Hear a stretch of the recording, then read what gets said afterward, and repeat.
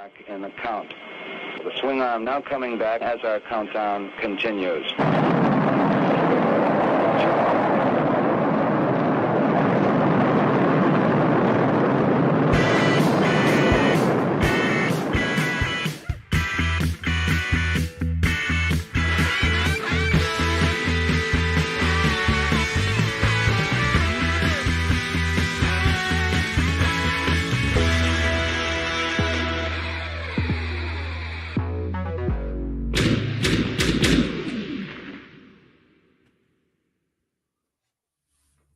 Good afternoon, good evening, everyone. And I say good afternoon because this is actually truly a West Coast show today. I'm coming from South San Francisco, and down south, we've got Dave Igo. What's going on? Where are you, friend?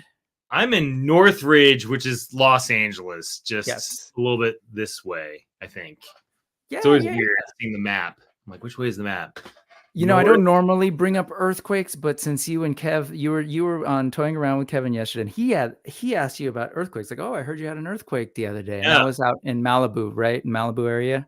I don't know where it originated from, but I definitely felt it. It was definitely.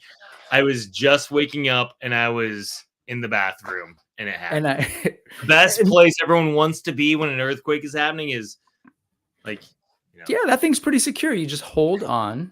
And so, but the Northridge also, clued me in. I remember the Northridge earthquake well. I remember. Yeah, I wasn't there. I was in Colorado in the 90s. But that's right. So I moved there. I was like, well, if earthquakes were there and they were big, then they're over, right? No.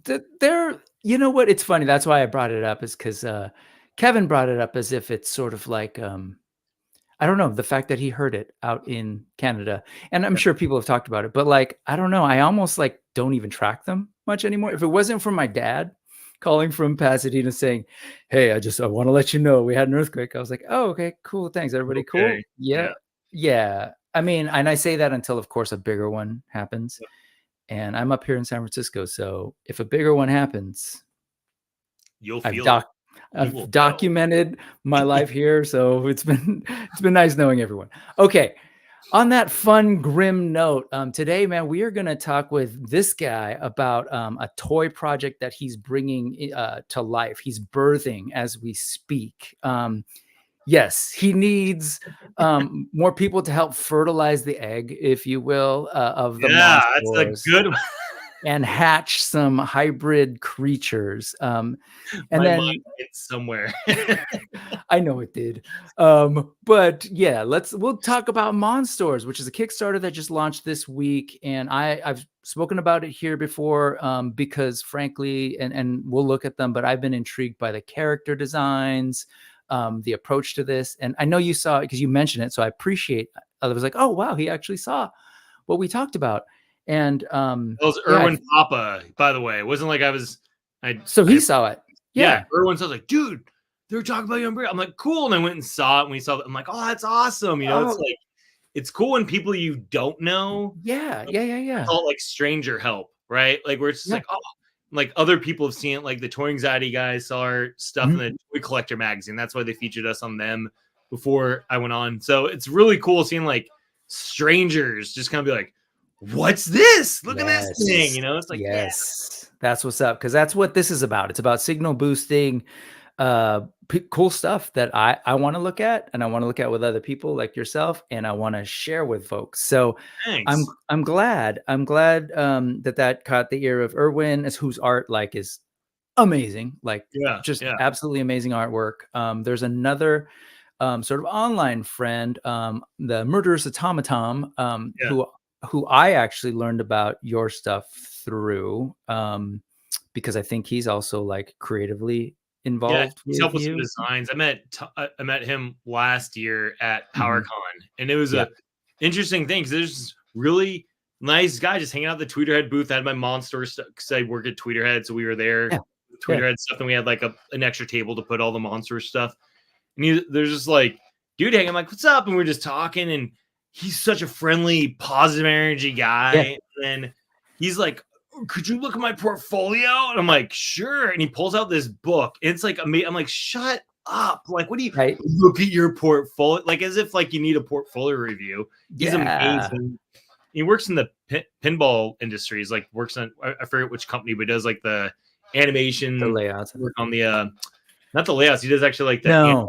LED screens, the Right. Like light. modern, like not this old guy's pinball machines, but new modern machines with full on screens and Yeah. stuff. That's right. Yeah. So Tom's become awesome. I just saw recently, I forgot what Toy Stash I think is announcing that they're gonna make toys of his design, which I'm jealous of, because if this had happened sooner and I would have done it, because Tom's amazing. He's like Irwin. When you look at their artwork, you're just like, everything you do is awesome. How do we work together? And then their attitudes are equally awesome. They're both super collaborative. Just wonderful for creativity, right? To have that like good people to work with. Yeah.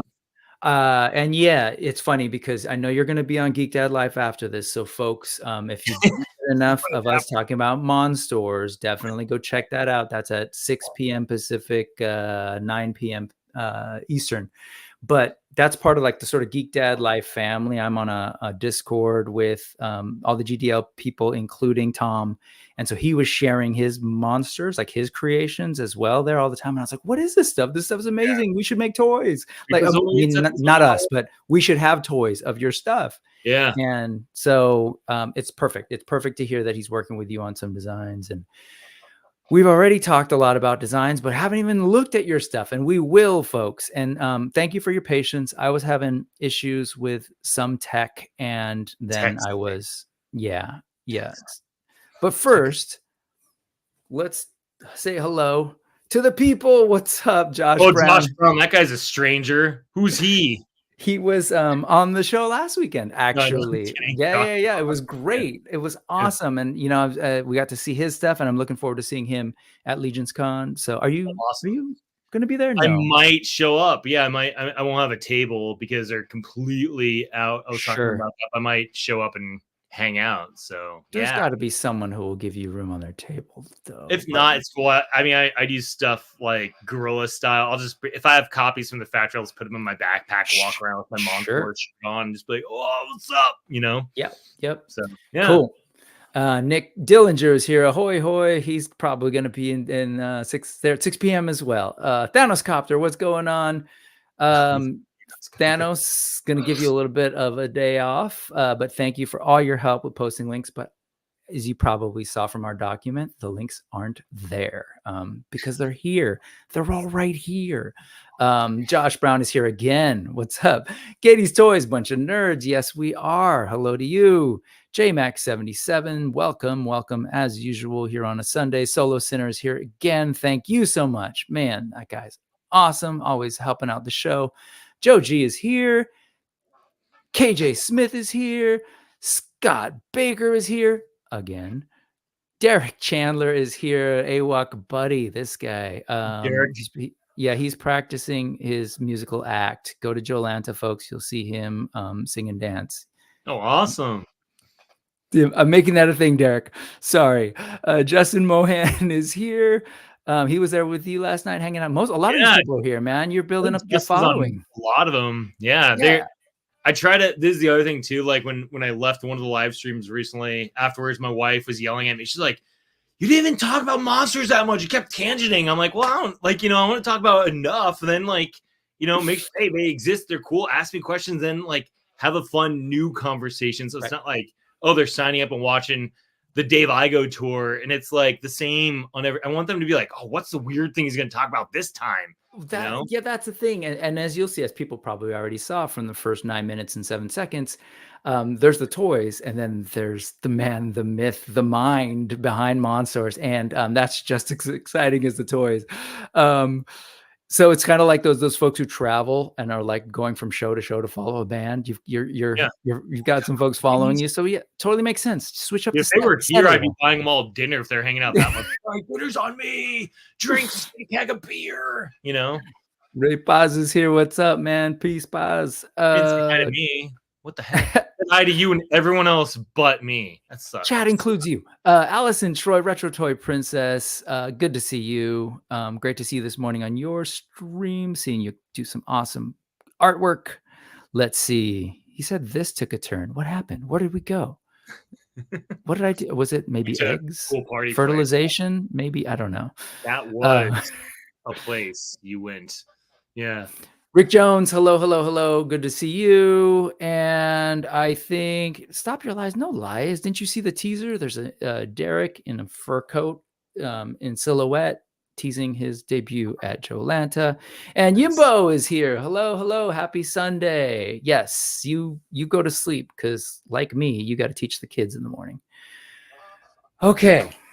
So let's talk about your stuff. But before we do, before we talk about like all the things that you've got going on moving forward with Monsters, do you mind if we take a little bit of a trip back in time to give some folks context about you? Sure. Or do you want to jump into the toy commercial, or do you want to like your call? But I'm like, if you just want to be like, we can talk. Me, you say Mimi? Like you want me? Wait, like toy commercial, like this? I'm Shamumu, the Oceanic Battle Boss. Run it over. That wasn't fair. We got to start from the beginning. Here we go. Check out this goodness, folks. Go get your cereal, your bowl of cereal, right? Sugar up. It's Saturday morning. This comes on. Oh, after these messages, we'll be right back. An epic new toy line of beastly buff brawler bros battling it out to see who will reign supreme. Monsters! I'm Shamumu, the Oceanic Battle Boss.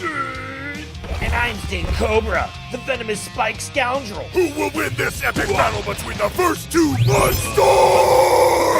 You're going down, Sting Cobra. Not a chance with that ugly mug.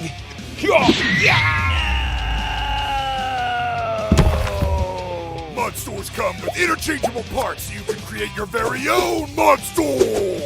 Like this. Or this. Or this.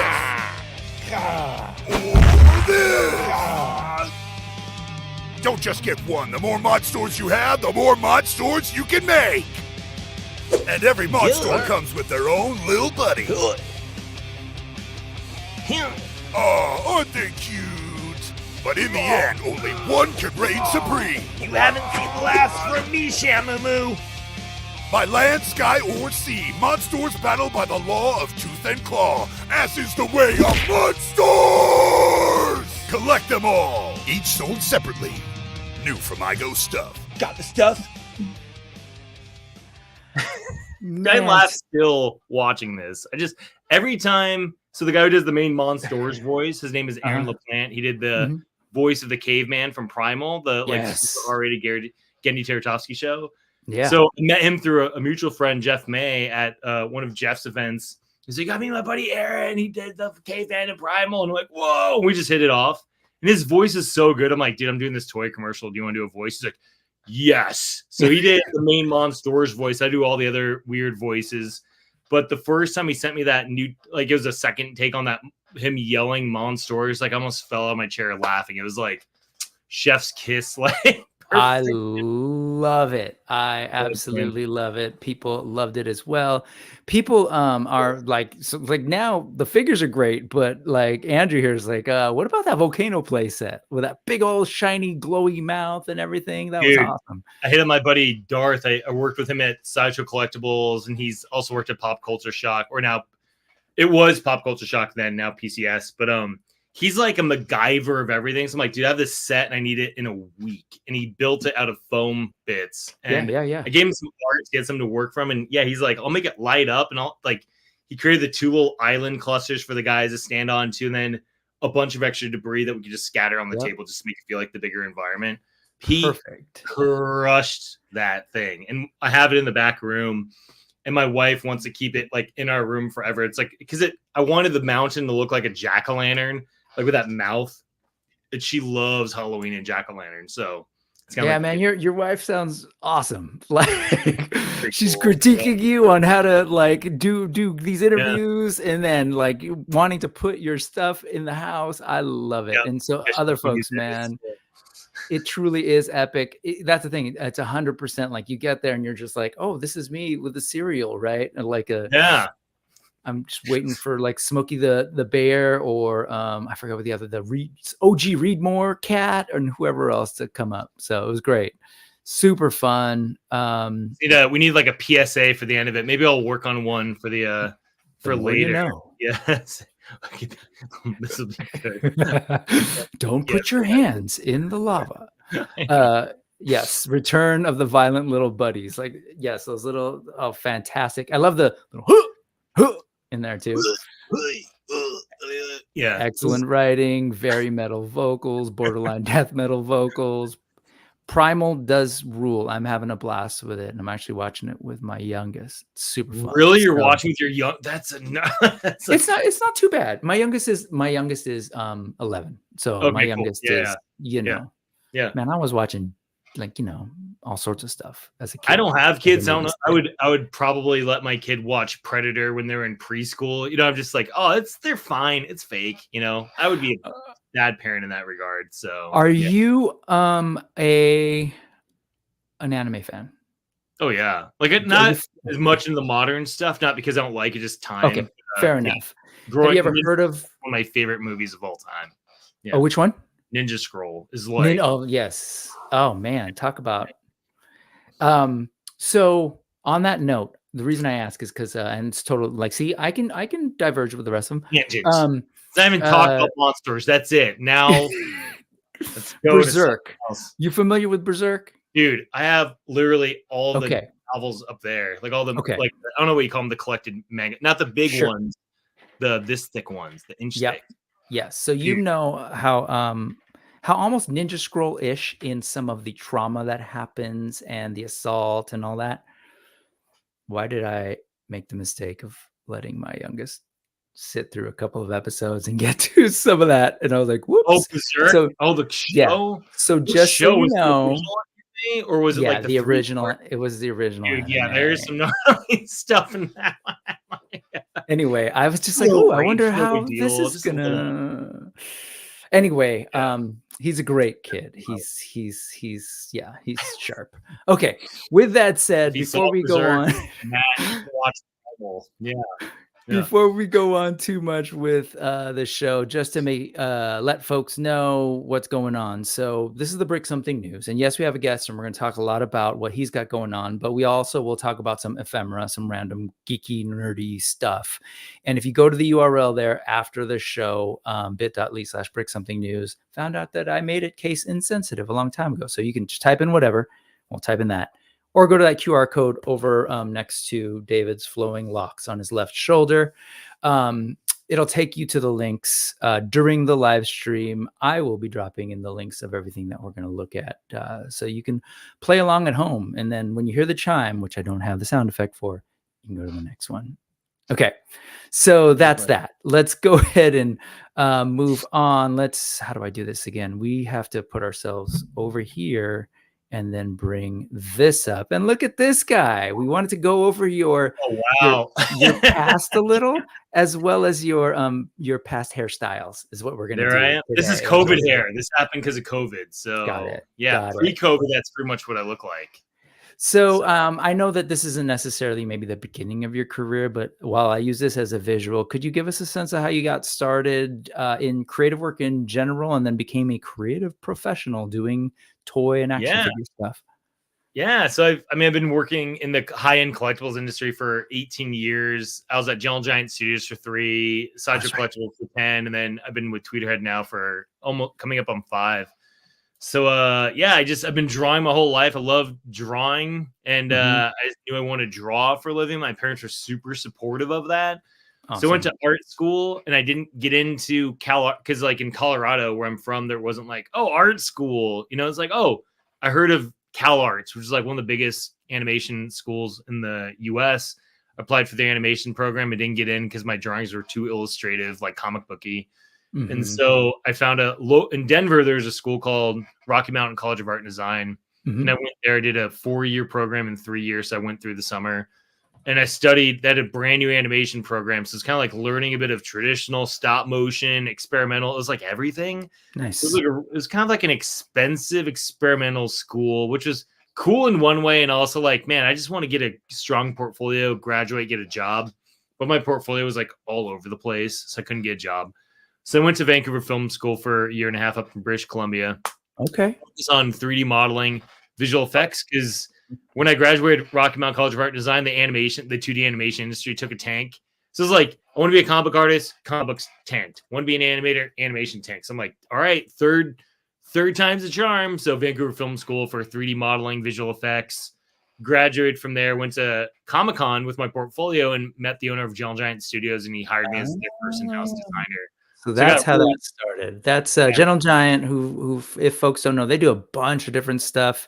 But what oftentimes in these circles we talk about their action figure work, right? Prototyping, right? And they do some engineering, and statues. Got it. And what kind of work were you doing there when you were there? I was their in-house designer. So if they had like 3 pillars of the company. It's changed quite a bit since then too. This is going back like almost 20 years. Because since then they sold the company, they got bought back, and they split. So it's weird. So it's not really the same place it was. But sure. I was an in-house designer, so I would draw anything they needed. If they're like for one pillar of the company, it was LTD, which made their own statues. They would sell it. I would design stuff for them. Then external services part of the company. So hey, Diamond Select at the time was separate. They're like, hey, we want to commission Gentle Giant to make these things for us. So I would be the designer. Someone else would sculpt it, whatever. And then we'd also get service work for like video games and some film. I got to work on Tim Burton's Alice in Wonderland for 3 or 4 months as a character, creature, and costume designer. Mm-hmm. Which is right. I don't think I got credit in the movie, but it was cool just work on early stuff. Yeah. So I drew a bit of everything there. It was kind of crazy. And then my time there ended when I was at Comic-Con, and I ran into a mutual friend who used to work at Gentle Giant, and they were then at Sideshow. And they're like, hey, Sideshow's looking for an in-house designer. So I applied, met them, got an interview, got the job. So I was Sideshow's first in-house designer as well. And I was there for 10 years. I worked my way from designer up to art director. And I learned a lot there. Got to work on all these different licenses. Like the thing I missed at Gentle Giant was like the weird stuff I got to work on. Like, design a life-size sculpture for this museum. Design these weird things that would go in this thing. Or, hey, work in this video game. Hey, work on... that's my Venom. I drew that. Yeah, right here. Yeah, my buddy Fabian, though, he colored it and made it look as good. Like, if you saw my drawing and then you see that, you'd be like, oh, yeah, this is Fabian's hard work. You know, I drew it and he, like, made it. It was like a paint by number. You know how, like, bad paint by numbers... Like, imagine if you gave Alex Ross a paint by numbers. I was the paint by numbers drawing. Fabian was the Alex Ross. Come on now. Well, let me ask you: are you working traditional? Are you working digital? Like, I guess you probably that one was a traditional drawing, and to get the detail small enough, I drew it huge. It was on like 4 different pieces of paper. I scanned it, stitched it all together. Gotcha. And but now I'm mostly pencil. Yeah. Mm-hmm. No inking on that one because I knew Fabian was going to render over it. He always paints over the lines. There's no reason to. So I hate inking. I've tried it. It's like, I'm horrible at it. I'd rather just shade and go graphite or go digital. So I do I do mostly now Photoshop and ZBrush. I do digital sculpture. Not full blown sculptures. Imagination stimulation. That's you, man. I think that's perfect. Whoever wrote your copy did a good job. But as far as I might have written my own copy back then, and someone helped me kind of fluff it out a little. I write a ton of copy, like most of Tweeterhead's copy. I was writing for a few years. Perfect. I love writing too. I love writing. So yeah. Did you write the commercial? Yes, I wrote the outline for it. I mean, I took bits from like my writing partner Eric Barnes. Like he came up with like by the law of tooth and claw, fighting is the way of monsters. Like that was like his bit. So like I put that from our cartoon. That was from our cartoon show outline that we're working on. So that got moved in there. But all the other like, I'm Shamumu, the Oceanic Battle Bus, like that was like, so, and then I storyboarded the whole thing the night before the shoot. So that was fun. My storyboards are super janky. I'm going to probably post those at some point. Like I might even have a buddy of mine edit them as a cinematic to the audio. So it's like, here's the stills. Here are the stills of the audio. And then here's the final, might be kind of fun. A little behind the scenes of the toy commercial, Yep. Oops, I didn't mean to bring this one up. I was trying to start to save it for later. But yeah, let's save that for later. I did want to pause you on this because if you missed it, he did gently pass by our cartoon show outline. So let's make sure we get to that later. But You quickly mentioned also, oh, I love ZBrush, and then I highlighted this piece here because you teach as well, right? And where do you teach the ZBrush classes? Yep. Where's that at? Where do you teach at? I teach it online. I haven't taught this year. It's at studioarts.com. Gotcha. And it's all online. It used to be in person in LA, but then COVID happened. But yeah, studioarts.com. And it's mostly working professionals learning digital tools. So if you're a student, you take the class. Like if someone in this chat were to join one of the classes, there might be like 12 people in the class, and like 11 of them are like industry people. Like, oh, you worked on the Flash TV show as a visual effects artist. Oh, you're a costume designer for this thing. Oh, you're like, it's crazy. And the guy who's currently teaching the 101 class, Dan Catcher, he's a good friend of mine. He's like a big brother to me. He designed and sculpted the dragons for Game of Thrones seasons 2 through 8 of the original show. So, and he's crazy. He's a funny, awesome, crazy person. So when you take his class, you're in for a ride. So it's fun. Oh my God. I hope people will say the exact same thing about you, because you just described yourself as well. But yeah, I think that's really a good thing to remind people about. Like, we invite a lot of creative people, and we look at a lot of creative things all the time, but it's like the people are accessible. And so there are things like this. Granted, it's some money, but as you say, you jump on and you're learning from a professional who's doing the work, but then also you're probably in a class with other folks, Yeah, one of my classes I was teaching, not to name drop too much, but like I had like J. Scott Campbell, who's a well-known comic book artist. He was one of my friends who was like, he's not in the industry. He was in the class. He's like, is that J. Scott Campbell? Like, he would send me like private messages. I'm like, yeah, just be cool. Don't like be weird. Fine. Be normal. Love it. Yeah. That's great. It was fun. Like the pinup artist Olivia, she works in. She's done a lot of work for Playboy. She has her own stuff too. She has her own creation. She's called Frankie Reborn. That's how we became like close. So she took my class and we just hit it off. Same sense of humor. Same, so it's fun. I've been really fortunate. Like I had a guy who I didn't know what this meant way back when. Yeah, the Game of Thrones. It was the original show though, not the House of the Dragon show. Mm-hmm. But one of the guys took my class. We always do intros so I can get to know all the students. And he's like, and what do you do? Just so I understand like what you're trying to get out of the class. He said he was a showrunner, and I thought that meant like he ran errands on the show. Like, oh, he's like, because I didn't know what it meant. Not that I would. He was like dude, I treat everyone the same way. Like, I don't care if you're a celebrity or if you're cool. Sorry. Yeah. So after the class is over, because we totally hit it off. After the class is over, he's like, Dave, we should stay in touch. Come by the studio sometime. I'm like, all right, cool. So I'm like, a couple months later, I'm like, hey, Alex, is it cool if I come by the studio? He's like, yeah, come on over. So we go and he gets me and we're walking through the studio and everyone's like, hey, Alex, hey, Alex, hey, Alex. I'm like, so what do you do here? He's like, I'm the showrunner. I'm like, what does that mean? He's like, oh, well, I hire the writers and the directors. I'm like, oh, you're the boss. Like, you're like the boss. Like, and I think he loved that I didn't treat him any different. I didn't even know what it meant. I was still like, this cool guy, And I try to treat everyone, not like, oh my God, you're an important person. Let me stop my life for you. I mean, it's like, yeah, sometimes you have to change a little bit just to like be accommodating, but for the most part, just treat people cool and they'll be cool, I'm trying to wrap my head around. So Alex, did you say who Alex is? Alex Soto, he was a show. So at the time, he was a showrunner on one of I forget what Spider-Man show it was.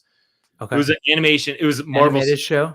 Marvel. Yeah, Marvel. It was before Marvel Television. This is going back like 10 years ago or something. Okay. Like 12 years ago. So he was also one of the young Spider-Man show where he's like in. No, it wasn't Spectacular Spider-Man. It was the one after Spectacular Spider-Man. Because Spectacular Spider-Man was designed by Sean Galloway, goes by Cheeks.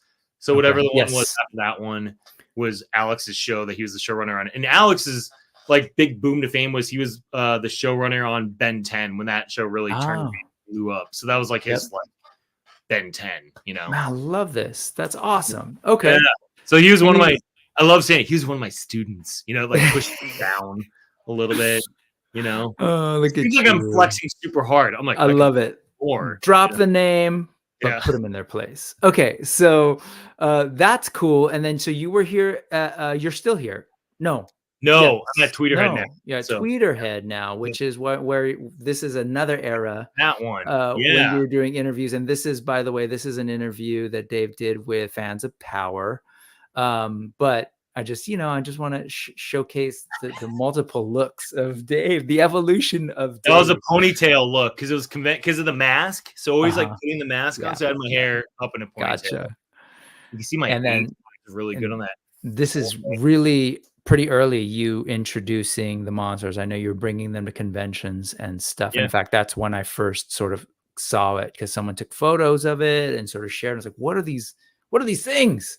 Like, these are amazing. And they said, yeah, they're working on it, trying to, get it together, and it'll come out soon. And here we are a year later, and you launch. And so many years later, the first time I showed Shamumu was DesignerCon 2021. So I didn't want to rush it. I want to make sure, plus I wasn't sure what I was going to do with it at the time. So I just kept I made them for me. And so I just kept tweaking them. Then I would get distracted with work for 3 months. I'd come back, work on it for a month, get distracted for a few months. So it was like a lot of off and on. But conventions were always my reason to push. I'm like, cool, I have a convention.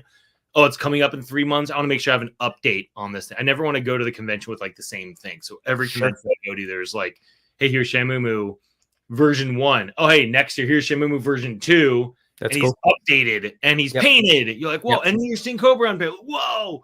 The next show, here's Sting Cobra painted and the little buddies. Like, where'd those come from? So I love it. Yeah. So then that was a little bit of a tease, because we're not going to talk about Monsters just yet. So it's Tweeterhead. No. Yeah. And for those unfamiliar, if for whatever reason, actually, that might not be that unfounded, because, I generally traffic more in articulated action figures. The statue thing is sometimes out of reach for people, or like just a whole other world. Yeah. What does Tweeterhead do? They do high-end statues, and Chad calls them, a lot of them, maquettes. I've always had a weird issue with that, because I think of maquettes as like clay sculpt studies of things, like from the animation world. Like, I was going to say, it's from animation. Yeah. So, and then some people in statues uses like a fancy term. I think Sideshow was one of the first people to do that, and it was like always confusing, but it sounds fancy, so it's cool, and they are fancy, so it works, right? But yes, I'm the creative director at Tweeterhead, and I'm mainly responsible for the He-Man, the Legends statue line, like that Skeletor Disco, that Trap Jaw variant, and the Thundercats Legends. So that Panthro was something I was.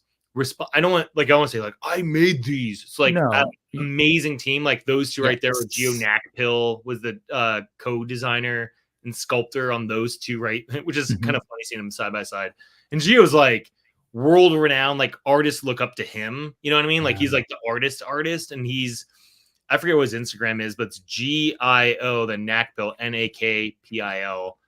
And so good. He did that Beastman. It's like a Geo portfolio. Then Guillermo Barbarillo, he's an artist I've been working with since Sideshow. He did the Skeletor and Panthor. So we do really big, really expensive statues for He-Man, Thundercats. DC, which is mostly my boss Chad, he kind of like runs the DC stuff. I help him with that stuff time to time. He did like an Elvira, that was his. And then we have a Myths and Monsters line, which is like our take on classic monsters. We had a Gilman. There she is. There she is. Sorry, I was trying to keep up with you, and then I hope I dropped the right link to Geo's thing. I'd love to look at that and probably feature some of his stuff. If it's really good art, it's his for sure. Yeah, it sure looked like it the brief couple of seconds I saw, and I was like, oh, look at that van. What is that? Anyway, but yes. So these are some of the monsters, I'm assuming. Yeah, so this was like kind of co-design with Paul Komoda, and he worked on the sculpt. A few other people helped on the sculpt too. So I work with like. Rarely is there one project that like one person does beginning to end. It happens sometimes, but it's usually a team effort. Sometimes because of time, I have to split a project up. Like you do the figure, you do the base, or this guy does the prop. Sometimes they can do the whole thing. So just my job there is kind of like manage that and art direct it. And I work on the business line list, and then up through production. So I do. I love Masters of the Universe, and that's kind of been the crux of the sort of like 2.0 version of action figure collecting. I grew up with action figures. I was born in 76 for context. What? And no way. With toys. No as a way. Kid. You're Thank 7 you. years older than me. I appreciate that, man. I appreciate that.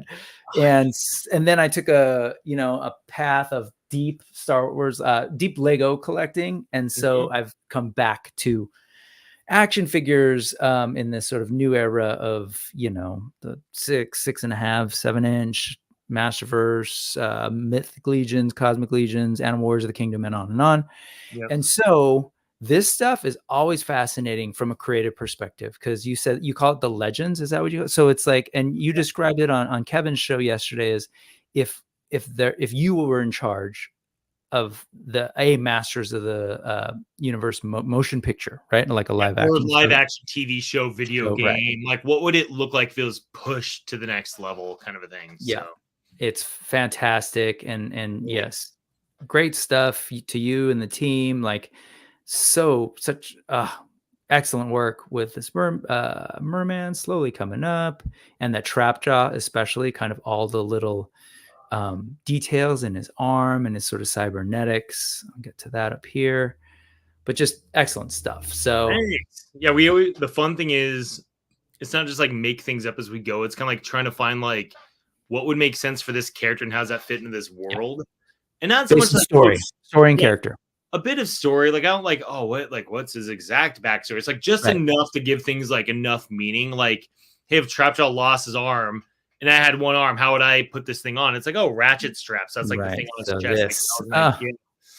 So it's like the idea of like, oh, if he puts it on, they can just like and like tighten it up. It's like, boom, there you go, you know. And then instead of making it, so this is the classic variant. We did a modern one too, but to me, the idea of him having like a bunch of different, you know, swappable parts that he would put on his back. They did that like with the 2000X one with 4 Horsemen like really well. So to me, it's more about having tools on his belt and then putting a main thing on the, like his weapon was kind of like, I called it on the modern one, like a Swiss Army knife of death. Cause it's like, it's a gun and the blade would transform up and it has like a swap thing on it. So it's like, oh, the weapon is like all the weapons, you know, kind of a deal. So.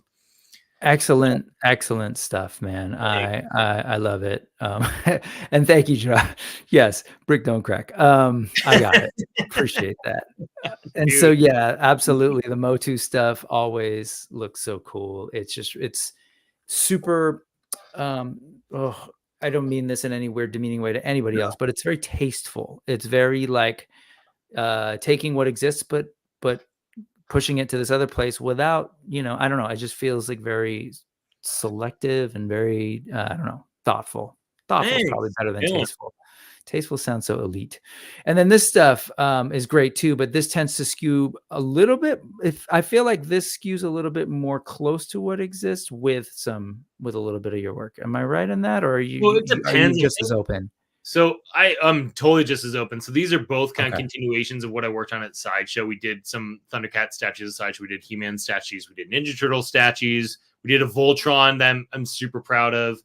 But the original Lion-O that we did at Sideshow, like, I thought it was cool. A lot of people had feedback, and I get where they're coming from. So I try to like steer it back a little bit more with Panthro, not to where he doesn't fit in with Lion-O and Chitara. If you already got them, to me, he still works great with them, but then make this kind of like a new evolution of it. Mm-hmm. So when I was thinking about, because I was talking about this a lot when Panthro debuted like last year at PowerCon, is where we showed him painted. A lot of people online were like, oh, he's not as detailed and crazy as the He-Man pieces. And I'm like, well, to me, it's like they're two different things and they're the same thing. Like, you can have things from the same universe and they're treated a little bit differently. Like, to me, this is kind of like if Star Trek and Star Wars exist in the same world, the He-Man stuff is more Star Wars. Thundercats are more Star Trek. I like that. Yeah. Instead of like the He-Man, to me, is more gladiator fighters, and then the Thundercats are more Olympic champions. Like, they're a little bit sleeker, aerodynamic. Like to me, it's like they are less is more. They're streamlined. They should look fast. And meanwhile, you have Trap John. He's like a giant barbarian dude with techie stuff. And it's like, it's a different thing. They can exist in the same world. Just like you have different cultures on planet Earth. Yeah. Yeah. You know, and to me, it's like they could exist on the same planet. They're just different cultures with different design aesthetics. But then when you look at the content of they're both detailed, just like you don't have to have the same detail on everything, because then they all become the same. You know what I mean? So it's like, differently, you know. I love that. And I don't know if the thought was because they're cats, but when you said that, I'm like, yeah, cats are a lot more like economical in their movements and everything. They're real like lithe. And so the notion that they'd be a little bit more subdued. The cats intro, man, how there's fast, you know, like He-Man to me is a lot more like, you know. Yeah. So it's like cool. Then how does their attire make up for that? You know, it's like it's just different, bigger, chunkier weapons, more battle damage. Like to me, people are like, oh, Panther should have more scuffs and stuff. It's like, I don't know, maybe he's so good at what he does. He's like a cat ninja war, like where it's like he's in and out of this battle. He's not like getting messed up all the time. Or maybe the material his costume is made up of is like a different material that's a little bit less like prone to being damaged. Not saying it's right or wrong, but that's like my approach is just that's the creative direction. I love it. I love that. I love hearing creatives talk about their work. Other folks absolutely love your work and the work of the studio. Josh Brown, going back to something you said, never understood why Sideshow called some of their stuff maquettes, and then he asked them once, and they basically were like, the more expensive ones are maquettes. Well, that might be unfair. It might have started with like they actually work with Legacy on something that started as a maquette. So Legacy is a lot of Stan Winston guys that started their own company. And so it might have been like one of the Iron Man studies that actually they turned into a statue. And so they might be like, oh, it's from the maquette, and then they just kind of kept with it. But I remember talking to someone who's no longer there, but at one point he's like, "Oh, yeah, because maquette sounds fancier." I'm like, okay, like it's like, anyways, it's like, it's great. They're with you. Thundercats is the best. Silverhawks is really good intro too, though, man. Like the Silverhawks is yeah. I love those cartoons, and I was always a bit disappointed once the intro ends and then you get into the actual animation. No shade to those folks. I understand why it was different, but those intros were amazing. So yeah, it's kind of like how a lot of comics have, like they get a fancier artist on the cover, you know, and then the interiors are someone else, you know. So yeah, this guy, Legacy Studios, Stan Winston Acolytes, he's calling them. Yeah. He and actually two of the co-owners of Legacy took my ZBrush class. That's how I got to know Legacy more. And this guy may or may not have had some interactions, and you tell us if that's true with Legacy or not, because I know he's worked with different, in his work, has worked with different contractors in the area and creative folk. Who has? So The Real Robo Tribe is my brother, who is a Walt Disney Imagineer. And so he's had to work with a bunch of different fabricators and creative folks. And we probably know a lot of the same people. He might know Javier Soto. Oh, there you go. Yeah. So yes, he has. He worked for the Iron Man experience in Hong Kong Disneyland, worked with some folks that probably design some stuff and probably fabricate some stuff. Maybe. I don't know. Yeah, that's cool. Yes, and he said that studio makes a nerd's head explode. Yeah, it's crazy. I've gotten to go there a few times, and it's not like that's why like a lot, like in LA, there's a lot of studios out here. Like Steve Wang has his studio out here. I've been there a couple times. Super awesome. Ironhead Studios. They've done tons of cool stuff. It's just like being out here, I'm spoiled, and going to conventions, you get to know these people, and then they're like, come into the studio and check out what we're doing. I'm like, okay. And you just go and it's like a creative batter's like, you know, you're just like a power charge. So I'm very fortunate I live out here and get to see those things. So. Yeah, absolutely. That's great. Since we're on the cartoon intro thing, not sure why, but Scott's always loved the Tiger Sharks intro, which I will have to admit that I don't even remember anymore. I don't either. I never saw that as a kid. In fairness, I think they had like 5 episodes and that was it, if I'm not mistaken. I don't know. Maybe they did have a full season, but I vaguely remember it. And the Mask theme song is superior to all theme songs. Well, wow. Alice and Troy, we're gonna have to fight on this. Be careful. She's vicious.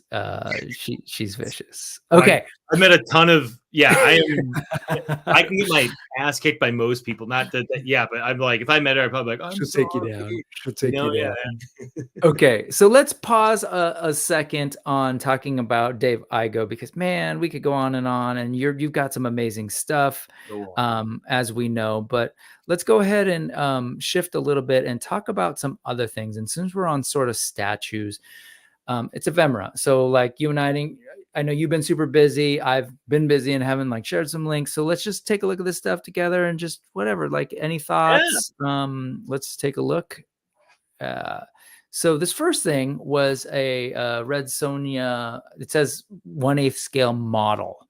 by Cercas and CA.3D Studios. But it's painted by Arturo Montero, RJ, and I'm a sucker for the barbarian thing right now, and Red Sonja is definitely part of that world, that milieu growing up. But I just love the casual chilling on a bloody throne, maybe after, there's a story here, right? After taking out some people. But I can't help it, man. Swords, sorcery, all of that right now is what I'm about. Did you, not to take away from this, but did you ever see Sideshow put out a thing called the Dragon Slayer? It was like a female fantasy bar. No. It was like, what can Sideshow? This is one of the last things I worked at Sideshow, but it was kind of like, can we just, like, Red Sonja is awesome. Like, we made a few different Red Sonja stacks. It's like, can we just make our own fantasy barbarian chick? And I'm like, yes, we can. So I came up with this idea to do a barbarian chick. And we tried some early designs on like a generic barbarian girl, but I'm like, what's the thing that's going to make her extra unique and special? So I'm like, oh, dragon's, well, she has dragon armor made from dragon parts, because then that would make her fireproof. So this is my own weird nerdy. When we talk about like the story elements, it's less like, oh, what's her origin? It's more like the story of like, why does she have this armor? So this is where my mind goes with a lot of stuff. Oh, thank you, man. This is fantastic. Thank you for bringing that up. Well done. But yeah, this is great. This is original character essentially that you helped create while you were it's actually excellent. There was her, there was a bounty hunter. It was like so I try to make a fantasy girl, a science fiction girl, then a horror girl. So the fantasy girl was barbarian. Then we introduced the dragon element. She's a dragon slayer. So there's a dragon head on the base. And you can see half of it is a skull, and the other half, it's like this black mutated. I love Venom. So it's like Venom symbiote. It's supposed to be like, if the dragon was cursed and she can kill it, then the goo kind of melts away from it, like in Princess Mononoke. Like love it with a boar. Yes. Yeah, so that was totally, this is me just spilling all these are the secrets of inspiration for this piece. But speaking my language, Dave. Yeah. So the no helmet, I was going like Viking warrior. So like the slight painted, like this cool, like braided, slightly shade, like not shade, but like tied back hair. And then, the great thing about this too is it was our own, like Sideshow's own thing. So we can make her as sexualized as we want, but I didn't want to make her cheap. I wanted to make her, so my goal was how to make her look cool and strong enough that females would still want to cosplay as her, and then still be respected. Not like, oh, she has just a thong going up her butt the whole way. Right. I was thinking like, well, she's fighting dragons. She's got to be light, fast, dexterous. Then she's got to be fireproof. I figured no amount of armor would save her for dragon stomps or bites her, right? So just fireproof. So she has a dragon scale cloak that she could like throw around her. Like when I think of like Batman is cape, it's almost like that. So Josh, you should get the Dragon Slayer, because she is 5th scale. She's sized with the He-Man stuff, and she's fantasy based. Get the Dragon Slayer. Cool. Man, look at that. Josh, man, he is a supporter of the arts. He is a true patron of the arts. Her butt, just a little, like a sex, little. But yeah, like the chaps, like the dragon. So everything on her was supposed to be made of dragons. You get like the really thin leather would be like the dragon scales from under the jaw, and then the big shoulder pad would be like, to me, it would be like if there's a dragon bone, it was carved away, because I figure dragons are fireproof, right? So right. Fireproofed yourself. Wow. Okay. I love it. Thank you for telling me about that, because I was not aware, and she looks amazing. Thanks. I'm really this is one of my most proud pieces in my professional career. That's why I had to be like, oh, Red Sonja, well, check this. Not to be like, let's make it about me again. But I know a lot of people don't know about this. No, you're good. You're good. This is great. And real quick, let's talk about, speaking of powerful women, just be careful. She's already out. She's like, all right, you probably won't survive, but sure. And she's 100, absolutely scrappy. Emperor Antonio of Zootopia mentioned this. And then, of course, to end it all, Solo Sinner. Seems to be a lot of confusion in the chat, but it's highly articulated mention. Yes, he's correct. Thundercats intro is the one to rule them all. And yes, underpinning that point is worth 25 Canadian. So thank you so much, Solo Sitter. I think it's like $8 USD, right? 25 Canadians, like $5 US. No, I'm kidding. Go the other way, but yes, this is fantastic. She's fantastic. Back to Red Sonja. Any thoughts on this? Things that you're noticing that I don't know.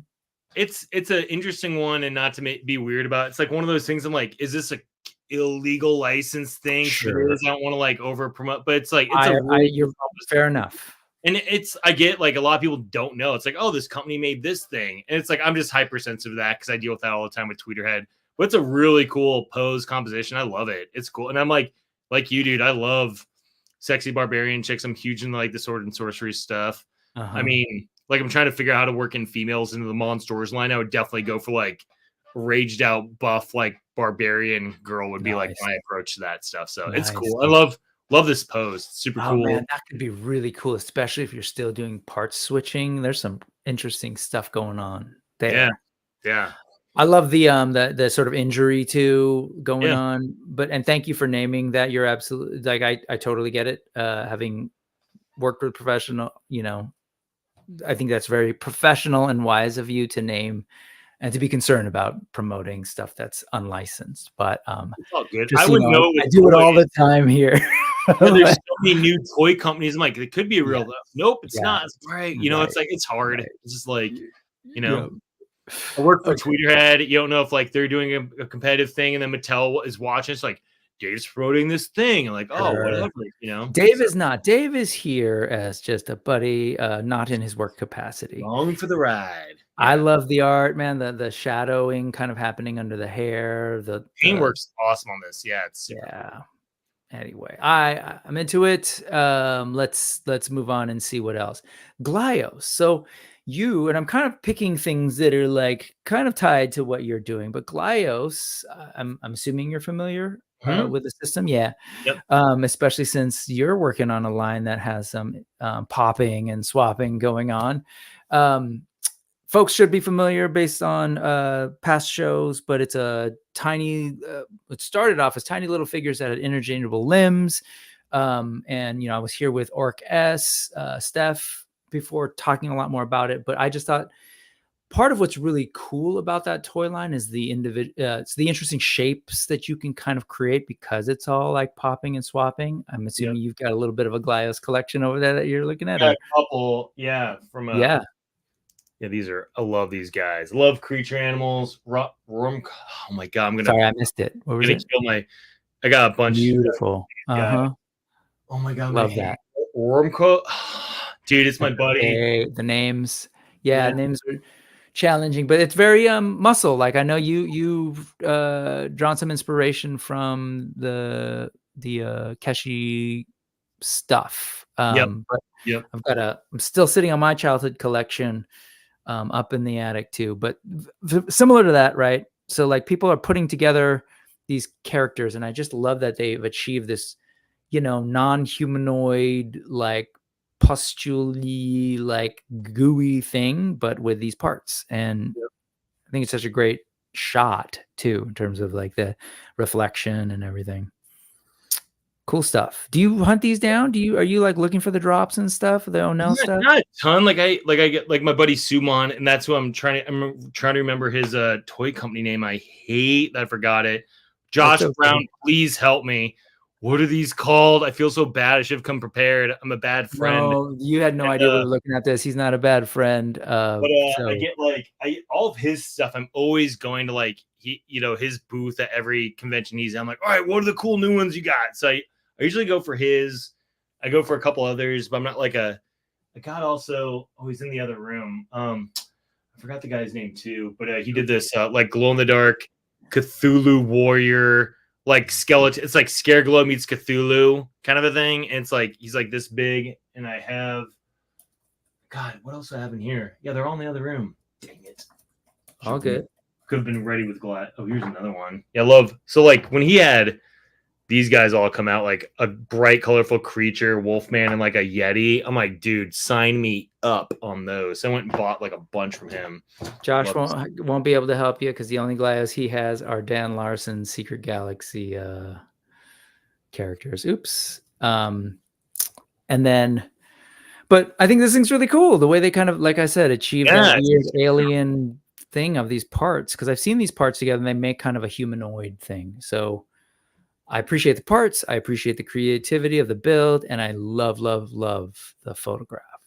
So that is a really cool. It has like that weird, like Aeon Flux, spindly, kind of like awkward pose. Yep. I love that stuff. Like Peter Chung's one of my biggest influences too. Love that. Nice pull. I was talking to someone about Liquid TV the other day. Yeah, that was a huge part of my childhood. I freaking love that. Yep. So this, I know you're familiar with Masters of the Universe, but so Axel Jimenez and a couple of other folks. Who is it? So it's Axel Jimenez and Toyplosion and Space Figure N. So these are all customs sort of based on like kind of the world of Eternia, and Axel Jimenez has had a hand in, Axel's work. So based on sort of that old concept art stuff, kind of creating customs that could have worked in this world, but under this new moniker of Great Wars, which I love.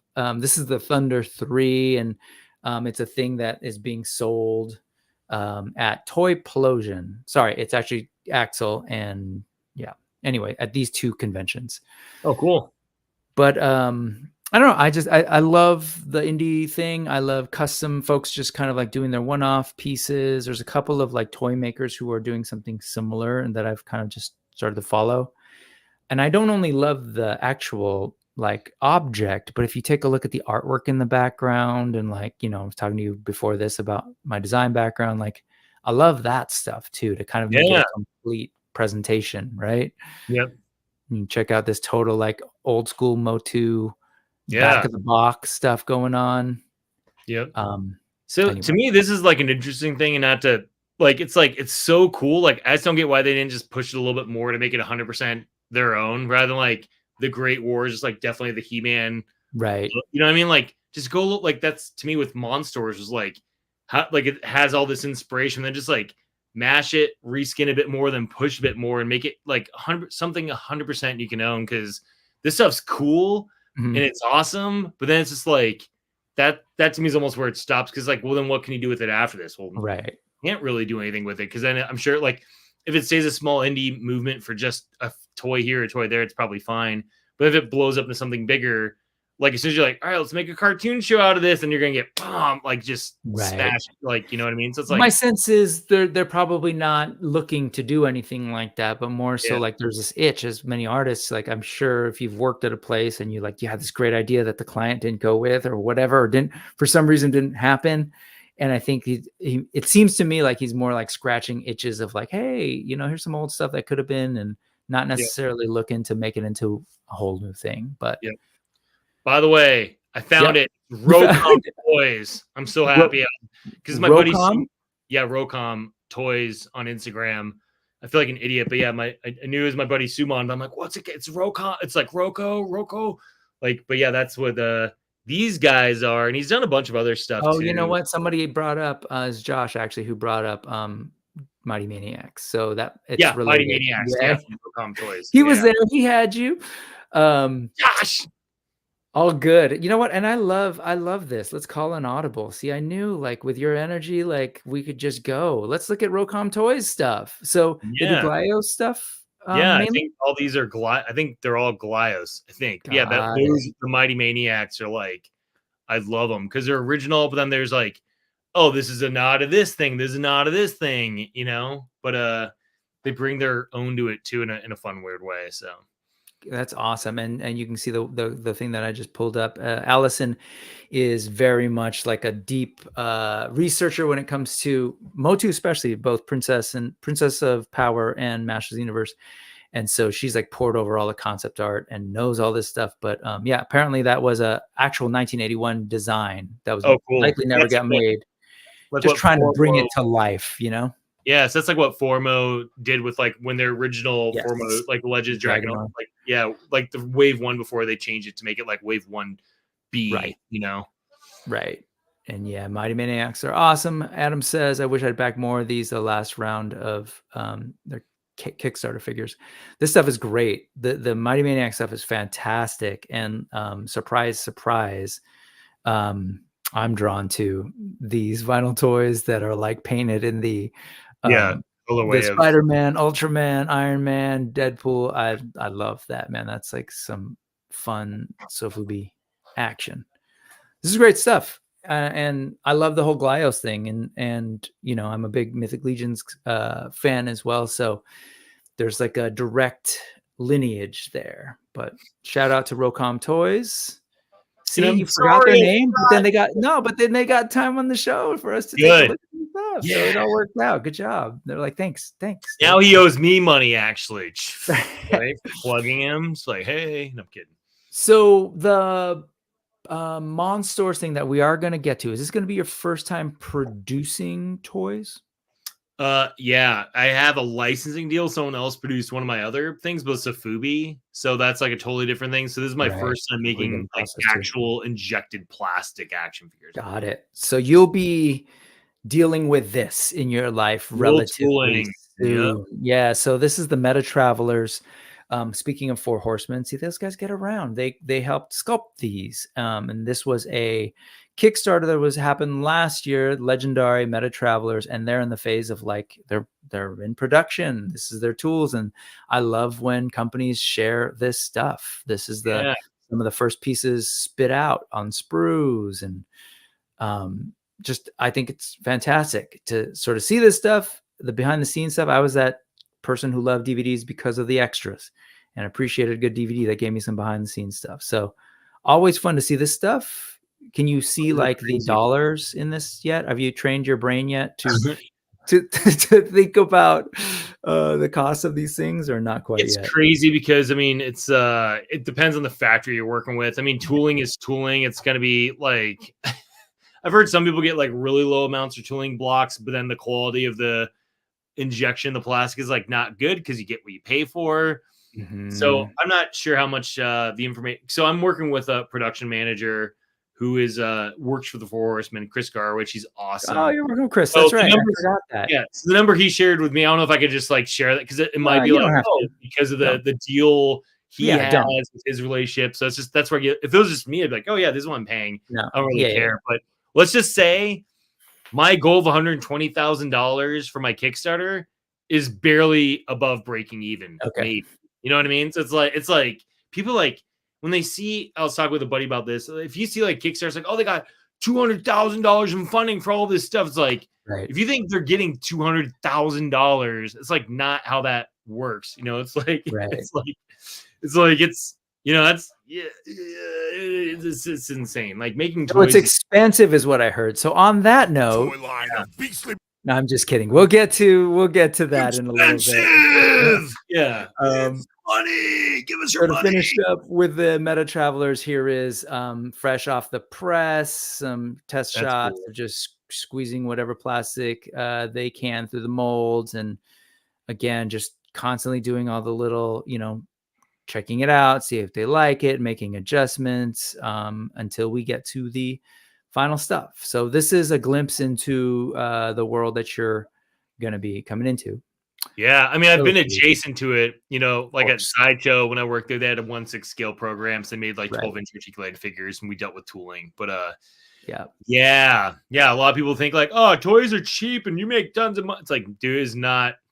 It takes a long time till you can actually like quit your job. And even the Horsemen, they're not 100% doing, like they still do client work. Still doing client work, yeah.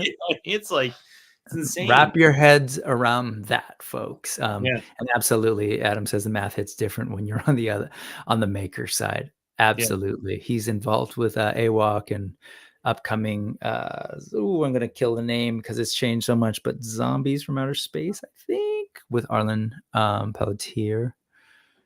Anyway, here real quick, we'll get to some customs. 100% custom job through Ivan Chu out of Taiwan. Just one of these things that I've been following. He's been posting, or they've been posting, works in progress. Love the mix of the soft goods and the plastic and the just cool, like deco paint for days, this thing. So notice the hair kind of like reacting to gravity. Yeah. That's an awesome idea. That's great weathering too. Like I like it. Feels like a realistic amount. It doesn't like some people go like overboard and it's kind of like it becomes noise. This is great because he has great big shape design and then details within the big shape and the colors support it. So when I look at this, I'm like, oh, that's amazing because it's like it all supports itself. It's not like sometimes you look at things, it's like noise on noise on noise. Then everything's equally detailed. Not to speak ill of a huge big name guy, but like. The new medieval spawn, like my bedroom back home. It's so funny, right? When you said that, like, sorry, I was thinking 90s. I was thinking 90s image, like, but yes, go ahead. Dude, I mean, like, I have a billion Spawn toys and McFarlane toys back home, and I stopped at a certain point. But like the new medieval Spawn, it's like I look at that thing, I'm like, where do my eye? It's just like kitchen detail. It's like I can't even look at. It's almost like Michael Bay's Transformers, where it's like, where's the shape of the thing, you know? It's the kitchen sink with a kitchen sink on top of the kitchen sink. But that said, like, you know, we're equal opportunity here. The reality is like there's an audience for that, and actually has become sort of a defined style because of, you know, it wasn't just that era. It's like whatever Rococo and like a long time ago. But you're totally right. Like with a color use, you squint your eyes. It's like, okay, there's the red blotch, there's this, and then there's the weathering. And this thing sings. I've never seen this, heard of this person. I'm in love already. Like they get it. You don't have to like explain stuff to them. You're like, nope. Love that. So that is really cool. Just a thing that I found, and we're gonna move so we can get to your stuff, I swear. But let's go to one last custom thing because you know we're of an era where 3.755 POA was a thing, and I love it when customizers are doing that and like filling in gaps. Right? When's the last time you saw a oh, look at that! Got a couple right here. Got a bunch of. I don't get a ton of these, but I like. Whose are those? Hold on, I'm gonna. Whose are those? Super 7. So. Oh, like, those are reactions. Yeah. Yeah, a small company called Super 7, but I've heard of them. Have their slash here. I was on a live stream arguing with a friend about them. Kyle Woodley-Agura. No, it was maybe a non-fan of Kyle is what it was. Gotcha. And so we were, but yeah. Like, so when was the last time we saw Land of the Lost Slee stacks in action figure form? No, I don't even know that existed as a kid. We didn't have Land of the Lost toys. We didn't have a whole lot of Sid Marty Krofft toys. So this was cool when I saw this plastic vomit, and I love the whole sort of like art toy scene and folks doing things like that. And they're like, again, full package, right? Make it a presentation. Look at that.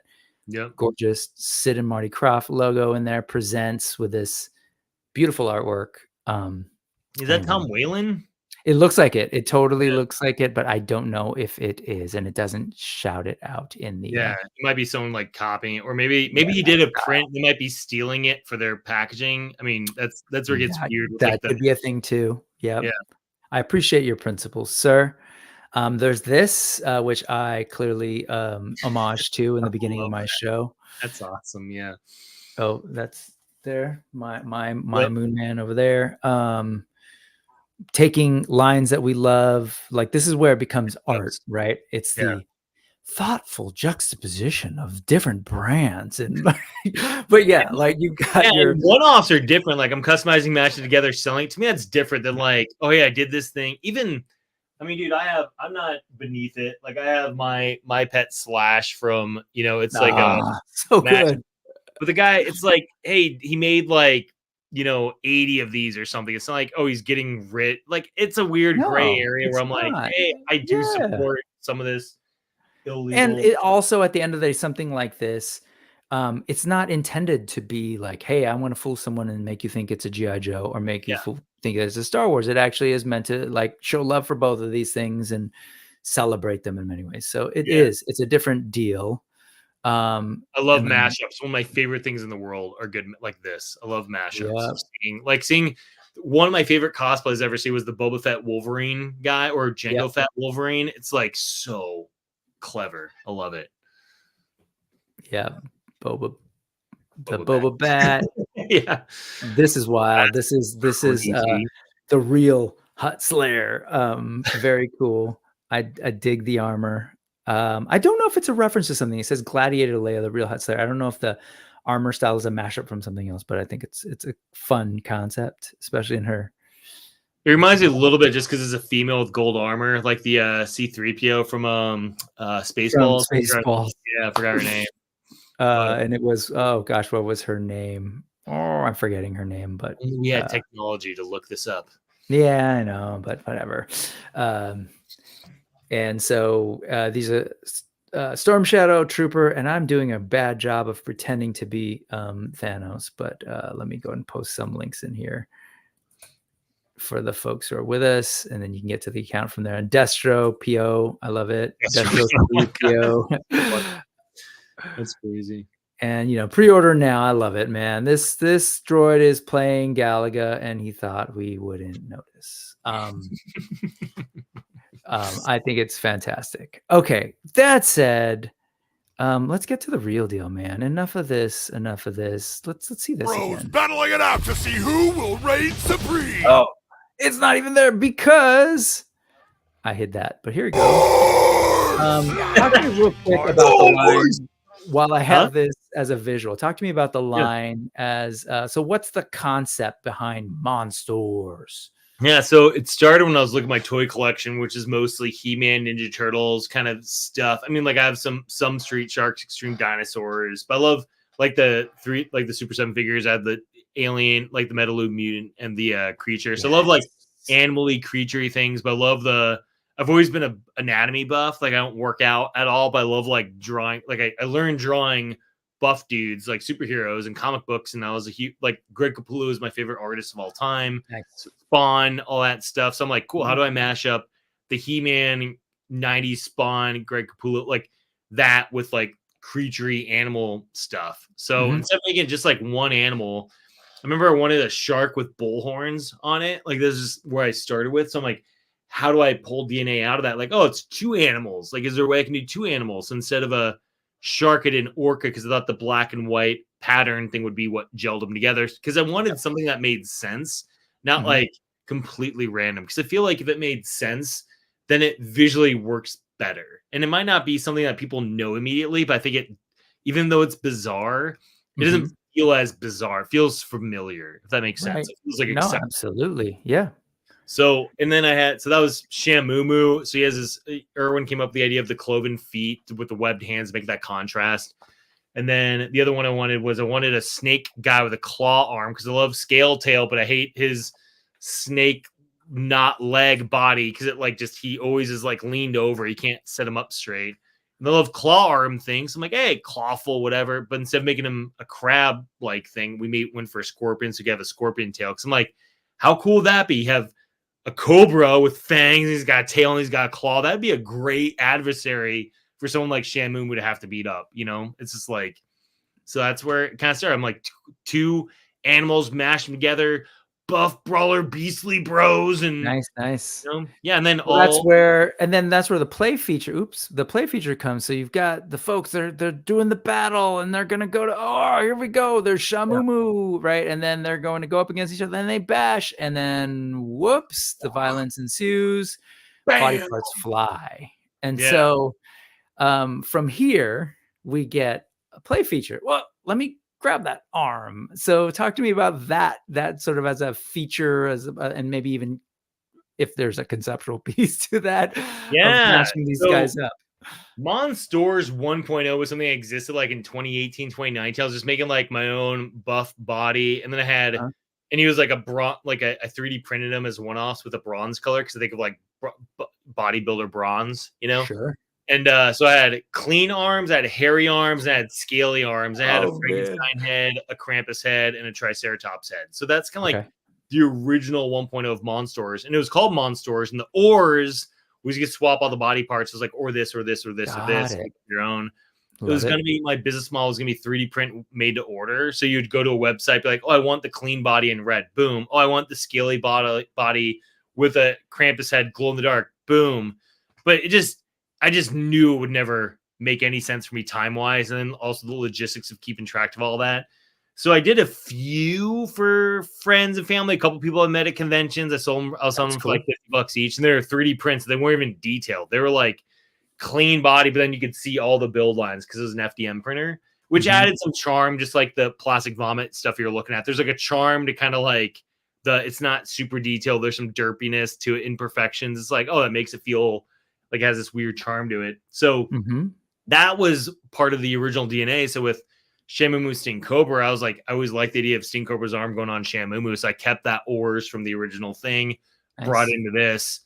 And yeah, it was fun working that into the commercial because it's like, or this, or this, or this, or this. And it shows like all the things. Then, you know, the next line right after that is like, the more monsters you have, the more monsters you can make. It's like the idea I wanted people to see is not like you're just buying 4 figures. If you get all 4, you potentially could have 3 swaps per character. That's 3 times 3 times 3 times 3. So whatever that math is like 100 and something combos between those 4 characters. And then if you introduce like some of the variants that we have just because of the tooling costs, trying to amortize it, I wanted to do meaningful variants, not just like rando colors. So to me, we did the unique heads to make unique character sets, Bulltooth, Venom. And then we did the color swap variants. That's Shamumu in Sting Cobra's colors and Sting Cobra and Shamumu's colors. Because I thought there might be a person that wants Shamumu with Sting Cobra's arm, but wants the colors to gel. So you could buy the 2 characters in the same colorway, and then they could like all their parts could swap, and it would look cool. So yeah, and then I did the glow in the dark variant. Oh, sorry, go ahead. Oh no, you're fine. I just wanted to. So since you were going through them, let's go ahead and let's pause there and take a look at what's going on in the Kickstarter. By the way, let's do a check. Yeah, where are you at? You are 53,804. So you're approaching 50% of your 120,000 goal. Yeah. You still have 24 days of 30 days? Yeah, 30 days. So I'm hoping it'd be great if I get the 60 days before Tuesday, because that would be 50% in a week. That'd be awesome. So, and then I think this week we're going to work on announcing the stretch goals and stuff. Everyone has an opinion on how you should do a Kickstarter. When you do your own, you kind of figure out what works best. But to me, it's like, it was my first. I just want to make sure it was up and running. And I found I did a lot of stuff wrong. So I spent those first 2 days like correcting it. I heard I was in a Michael's listening, shopping, and I heard you talking about that with Kevin, and I was feeling the pain of like you saying like I uploaded it and deep, and then just you come back from walking your dog and everything's wrong. I'm like, so I wasn't like, oh, go to bed and figure this out later. I'm like, let's fix this now, and I'll sleep later. This is a really fun. My talking head video, I want it to be as fun as anything else. I try to make this informative and fun and bizarre. Well, that's your brand, man. Like as a person, as a creative, and as this project, people need to see the fun. It's in the logo, the colors in the logo, the beautiful type treatment, by the way. That illustration is really cool. Fits. That's my buddy Shane Hillman. He's not online. He used to be online, but he kind of disappeared. But Shane Hillman is amazing. He did the logo for Monsters. Excellent stuff. Way back when, and I love him to death. And great. Yeah. So this is you kind of talking through it. Folks can go to the Kickstarter. Oh, by the way, the Kickstarter, you can go to the full link, which I'll put in the chat for what it's worth, but also you could go to a shorter one at bit.ly/backmonsters. Oh, sweet. That way we can track how many people come from your thing, right? Isn't that what that does? I don't know. Oh, I guess it could. I forget that that's a thing. I use it on. I heard about that recently. I'm like, oh, that makes sense. I hate telling people like Kickstarter.com plus probably like, so like here, bit.ly/backmonsters, bit.ly/ whatever. But anyway, so you kind of break it down and you kind of show intentionally or not kind of like the lineage of these toys, like what inspired it in terms of like past toys, what inspires the form factor and the articulation. Could you speak to that, your classic articulation choices? Glad you caught on to that, because I got in let's say an honest discussion, not an argument, because it wasn't heated at all. I was a guy that really wanted to help me. He was a guy that works with Glyos, there's a lot of Glyos stuff, and he was at PowerCon. Oh, thank you, Thanos Copter. Yeah, it's so it was last year PowerCon when I had him on display, and he's like, why aren't these articulate? He's like, these are great, you should articulate more. I'm like, nah, like I wanted these to have like that, like, dude, I have He-Man toys, I have Ninja Turtle toys. They have like very basic, I hate saying basic, but it is, I mean, for lack of a better term, makes it sound like a bad thing. Oh, there's art for future characters. There's a ton. We have planned, like ton. Like it's like if this It's doesn't fund, which I'm confident it fantastic. will, but if it doesn't, I'm gonna just do it anyways. You know what I mean? I'm Oh, like, okay. I don't take defeat. I just go. Like I like to plan the thing the best way I can, and then just make sure it like I didn't want to come to this like half cocked. I want to come to this full cocked or whatever. Sure. Or gun Yeah. terms, right? Gun weaponry terms, not other terms. But yeah. So this is a lot of this is Erwin Papa's design artwork. Tom Kizivat worked on this stuff too. My buddy Aiden Casserly helped out with some of this stuff, and then Christopher Florick worked on it. I try to work with a few different people. Erwin gets busy, so sometimes I have to pass the ball to someone else. Yep. But yeah, I looked at my toys. I'm like, that's what I want. I don't want an elbow. I don't need an elbow joint. Like, and then with leg articulation, I have found with a lot of my figures, which I love, like they add this leg articulation. Then, like it has it's great, but it can only stand a certain way to be balanced. If you do anything else with it, it like needs to be leaning against something or it needs a support stand. So for me, I'm like, they're not gonna. And the only reason why He-Man toys, I mean, like, dude, literally, like. If you buy an old He-Man toy, you want the legs to be stiff. The only reason why they can do this a little bit is so they can sit like on a robotic horse or in a vehicle. Right. Like you're not like, let me pose my Triclops in a kicking position, you know? Right. So I just like, I don't want that. So I'm going to lean into this. No leg articulation. And they have big feet and they have a base.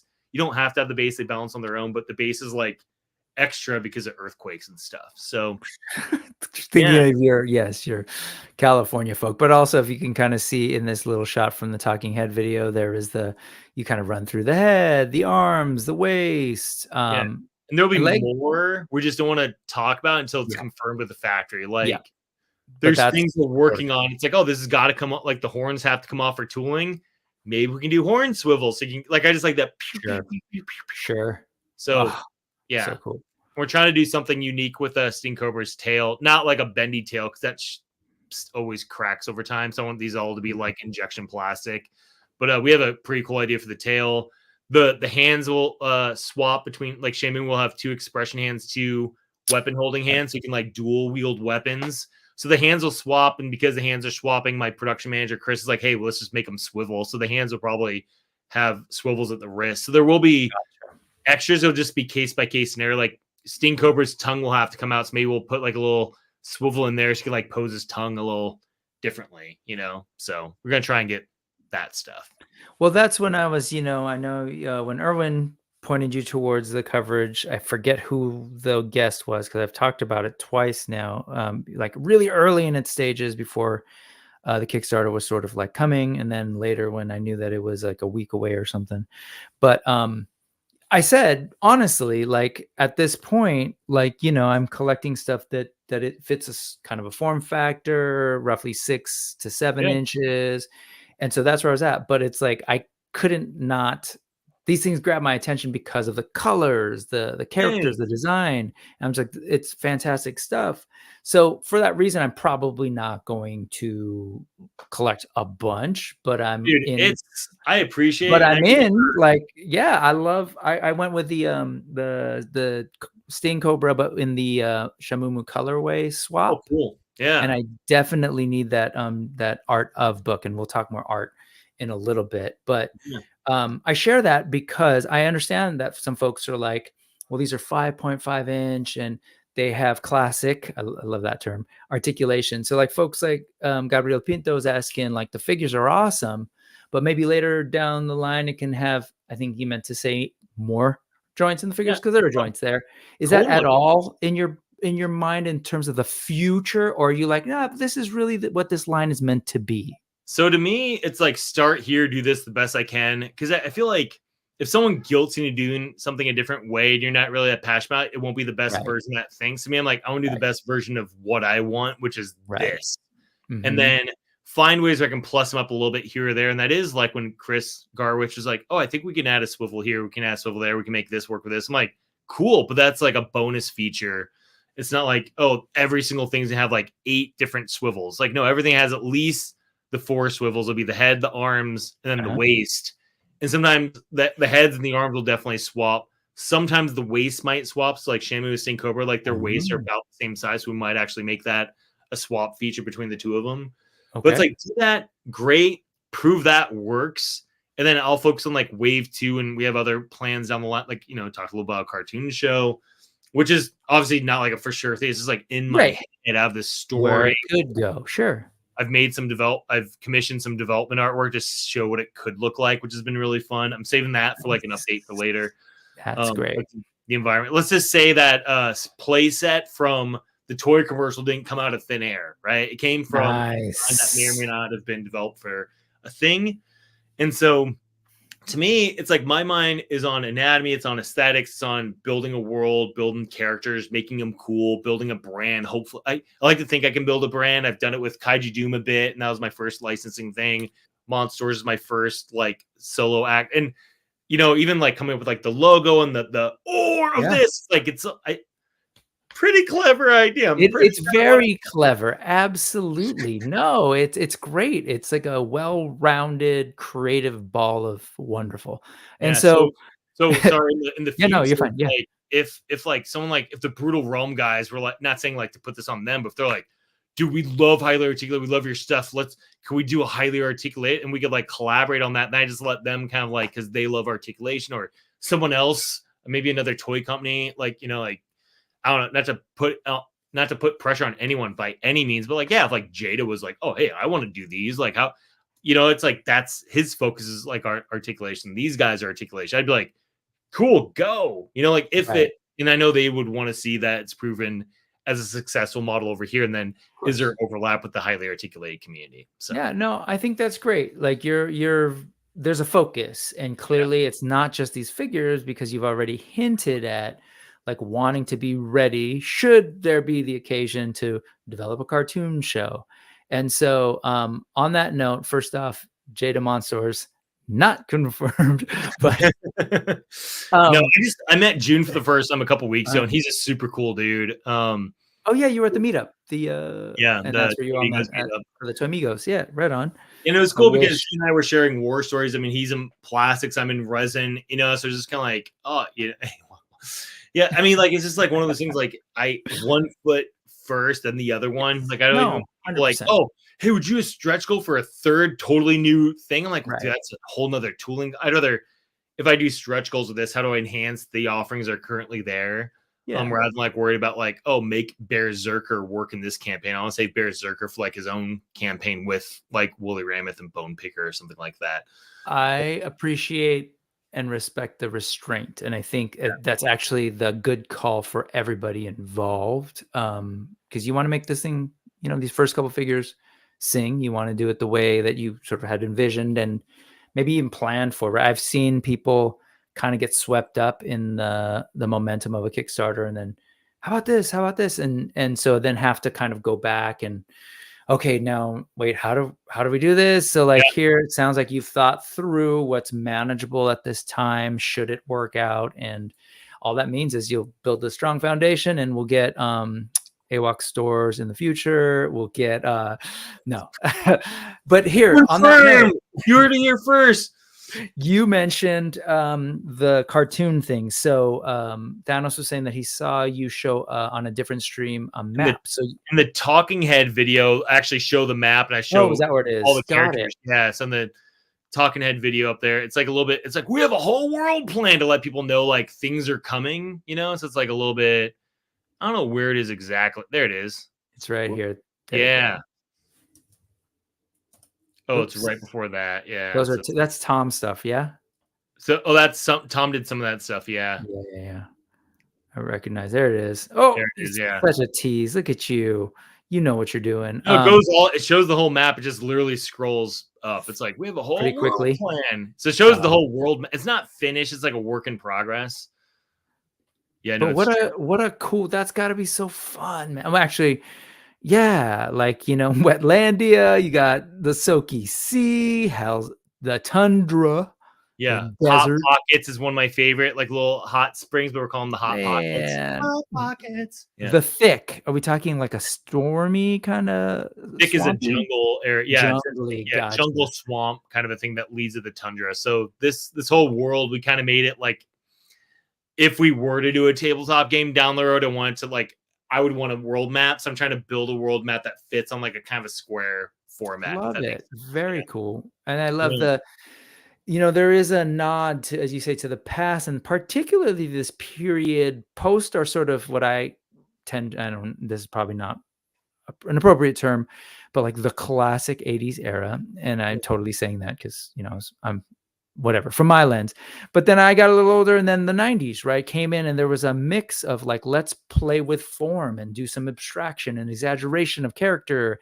And then the extreme kind of thing kind of worked its way in there, and the gross out. Taco Bell, MC Right. Hammer. Yeah. Like, and the grossness, right? And so I kind of see a little bit of that in both in the rendering of the characters, but also like the brown waste and Hell's Breath, and just like the stuff that like very much reminds me of some of the turtle stuff that was happening in Names, and like the Forgotten Forest.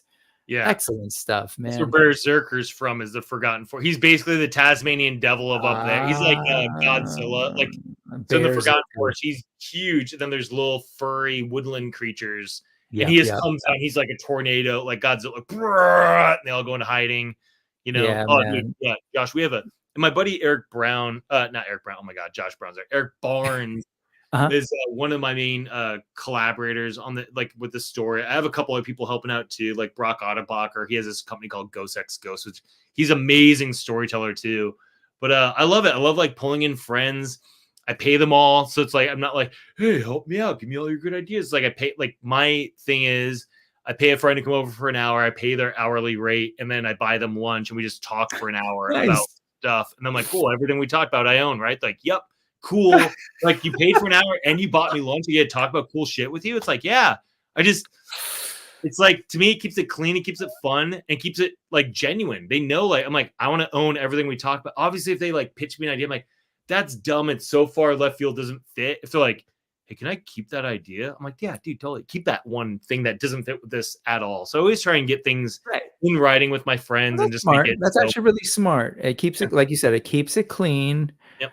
But then it sets the boundaries for y'all just to like shoot the shit, be creative, like go. And yeah, that's cool. Like my buddy Dark, who built the set, the magma mounts for the toy commercial. He's coming over this week for one of those like a 1 hour jam session about like the stuff I'm up to. So I love that. Is that something you picked up like in a other creative space, or is that just something you've kind started?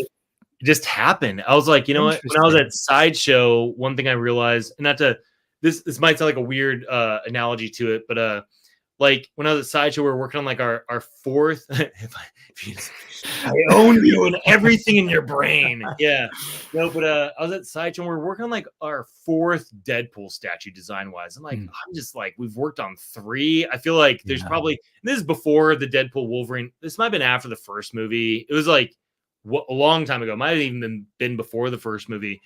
But I was an art director, kind of like, I just sent out a company email. Hey, do you like Deadpool? I'm going to hold a focus group. Come with your ideas. It's going to be an hour. No promises on anything. Make sure you can get it. It's like during lunch. It's for Sideshow, whatever. So I can't like take a lunch break. You can't, like, if you can ask your supervisor if you take the time off, whatever. But like, this whatever. is out of your normal work, but hey, so I sent this email. I'm like, hey, just email me first. And then it's like, hey, 12 people responded. Not a ton. It was like 120 people at work on site. Got 12 people. Thought there'd be more, but it was great. And I'm like, cool. Hey, 12 people. Here's the day and time for this idea jam. Just come with ideas, come with reference. I'm going to host this thing again. No promises, no guarantees, no anything. And dude, some people like from customer service, some people on the marketing team, it's like you don't have to be a designer to have a good idea. Right. 100%. So I was like, but having it be like a 1 hour focus thing, not just like, whatever. So I kind of like, I had a buddy. I'm like, I want your help. I don't know how to do this. Can I just pay you? Like, what do you want for an hour of your time? Like, if you were to do work, I'll pay that, come over and I'll buy you lunch and I'll just take notes. He's like, cool. So I did that with one friend and went great, at all these great notes. I don't know if you know Augie Pires. Pires. Yeah. Toy Amigos. Yeah. I always call him Augie Pires for the longest time. He's like, it's actually Pires or Pirate. I'm like, that makes sense. It's just, I think Augie, a lot of people know Augie is awesome. He's one of those guys that has like a million ideas. I was working on an IP that was very related to like stuff he knows. And he was one, I'm like, I want to pay you an hour, come over here. And he's just like, I'm like, awesome. Yeah, totally. He gets it. And it's like, he doesn't have to tell me anything. It's like, tell me what you want. I'm going to keep this and figure something out with it, and not saying I take someone's idea verbatim and just like use it, but it's like, hey, some stuff people say it works great. Some, like, a lot of people give me ideas for monsters. I'm like, it just doesn't fit this world. And they're like, but I took 2 animals and mashed them together. You should do this. It's like, it's not really that. It's like hard to put my finger on it. And it also gets weird when people unsolicited advice. It's kind of like if they give me an idea, then it like becomes a thing. They're like, I had that idea, you owe me. It's like I'd rather work with people I know, and then I know it's clean. I can trust them. And when I get unsolicited, and you're upfront about what you're doing, which is great, because there are sadly stories in all sorts of industries where it's like, hey, let's come in, let me share with you my ideas. I want to, whatever. Let me bring in my ideas and see if this is something you want to develop. And then suddenly your ideas are owned by someone else because they're taking something very similar, and that's frustrating. Here you are, you're like, hey, looking for creative input. Anyway, it's great. I that's why it made me pause. I was like, oh, is that a practice that you picked up somewhere else? But okay, let's get back. It felt like it came from that original Deadpool thing. I'm just like, I want to do this, and have a friend that needed money, and I'm like, I can't give you a ton, but 1 hour, 2 hours. I think the longest it was a 3-hour jam with someone one time. So hey, listen, I want to be mindful of time because it is 5:29, and I know in 30 minutes you're going to be over on the Geek Dad live channel. So they're going to talk about all of this stuff. They're going to go over the Kickstarter and all the different offerings. So are you good if we were just to not necessarily go through every little thing? But totally, are there things that you want to highlight from the Kickstarter that you think people should know? Like, oh, you should know that this is an option. I would say just like the variants are like a genuine effort at a variant. There's also for people that like, if you have a little extra money, there's a donation set. And I geared that one to be as affordable as possible. I have like the thinnest margins possible. So I actually I made that for like my family and friends that might like, oh, they want to support me, but they don't know what to. I'm like, dude, I want a toy. Sure. Yeah. So if you have extra cash and you're like looking at, like, to me, this is like in any, this is discount as much as I can without losing money. And this will go directly to Toys for Tots, Children's Hospital, something like that. And then any money I've left over from this tier, when I crunch all the numbers, I'm gonna like just buy more sets and donate them. So literally not a single dollar from that tier goes in my pocket or anyone else's. It's all gonna be for the kids. So that's a fun one. And then for every 20 sets I sell, I'm donating a set to Toys for Tots. I'm putting that out myself. So just so people know, if they're backing this Kickstarter, it's not like some guy that's like looking to like squeeze every dollar out of every little thing. I pay my artists great wages. Like I pay Erwin, what's your rate? Cool. Let's pay. Like, boom, we're doing it. Boom, we're doing it. Like all my artists, I pay fair wages. Then any extra money I make from the donation tiers is going back into the donation tiers. Then honestly, any money from this thing, if there's any money left over, it's all going to be dumped into like the next one. I'm out of pocket on the prototypes. I'm not counting that towards this cost. I'm not counting. I did the toy commercial because I wanted one. So it's like, I'm not like rich by any means, but like I sold a couple things so I could afford to do what I wanted to do for this campaign, which is like a lot of these things. So just hope people realize it's a genuine effort. I'm trying to find ways to make it fun and engaging, like with the videos and making it a journey, like an experience. Like, what's Dave going to talk about next? What's the next crazy thing he's going to do? What's the next weird video?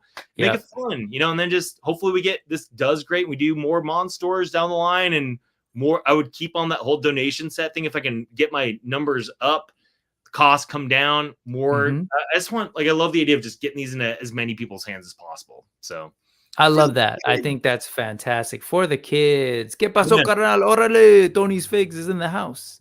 But yes, and then you mentioned the variants. The variants were really intentional. So you've also got other characters. There's Bulltooth here that is using some parts from Shamumu with the shark head. And I mean, again, you'll talk about a Geek Dad Live. You all should watch that in a little bit, but he's got to talk about these sculpts and like the brilliance of like the bull, the ring on the nose and some of these awesome details, not to mention the little mini buddies that come with it. So cool.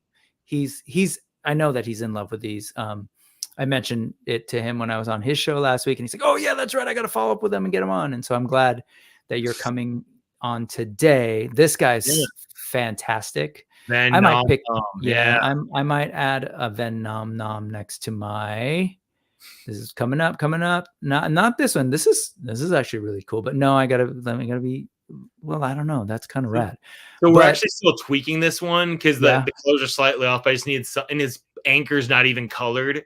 This It's wasn't like- here. This is a newish image that you just added, or that was there. So it wasn't there the morning it launched. It was there like 2 hours later. That's when I came back from the I was like, oh, I need this. So Okay. it's like that's why the anchor's not painted. But he's supposed to be Got it. Sting Cobra colors. So like the Okay. shoulder, like the crab shell will be brighter blue, like the bird skull This on one. Cobra. Yeah. So I'm working with an artist right now to help get me some Photoshop updates on these things. So Beautiful. But this is the guy that I'm in for. Thanks. I think he looks really cool in this colorway, and I'll get a Venom Nom too. I think I need to make that happen. And you know they'll work. They'll go up against my guys. Of course, you've got the must-have translucent Kickstarter exclusives specifically for Adam, highly articulated. We were gonna do like unpainted stuff that were gray, but then I'm like, you know what? I think the blue, like it's so about colors in this world. I think like the blue, if you got like a translucent Shamu, then you got the Shamu, you could put like the blue arm on. It's like water power arm, you know? Absolutely. Don't go with the gray. You made the right choice. This stuff, man, if you paid for and got an amazing art like this, even if these animals aren't coming or these creatures aren't coming for a while, you have to give people the opportunity to shove this on everything right in their home because it's so cool looking.